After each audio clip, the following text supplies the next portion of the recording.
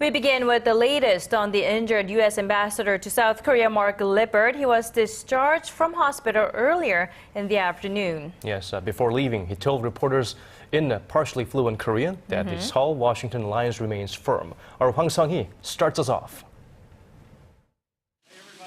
Scarred but with a huge smile on his face, Ambassador Lippert thanked the South Korean public for their support following last week's brutal knife attack. Speaking to reporters before leaving the hospital on Tuesday, the U.S. envoy said in Korean that the incident will only strengthen ties between Seoul and Washington. Beyond 돼에 땅이 굳어진다. Ambassador Lippert, who was attacked by a man wielding a knife at a breakfast meeting in central Seoul last week, needed 80 stitches on his right cheek and left arm. The stitches on his face have been removed, but doctors will be visiting his home every day to check on his arm until he is fully recovered. All things considered, the envoy says he feels pretty darn good.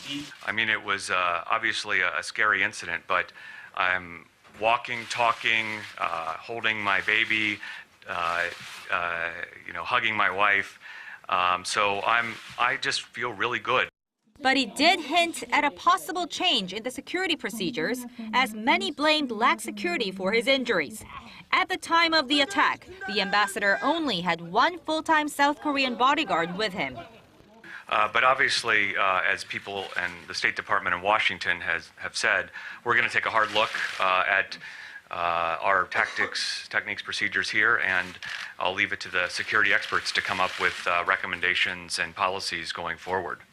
The ambassador, with a mix of Korean words, asked the South Korean public to treat him as they had done before the incident, as the guy next door and Sejun's dad.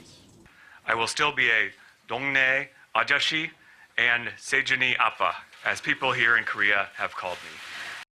Despite the appalling incident, Ambassador Lippert said that he wants to return to the job as soon as possible to advance the alliance between their two countries, adding that there will be no changes to their economic, political, and military cooperation.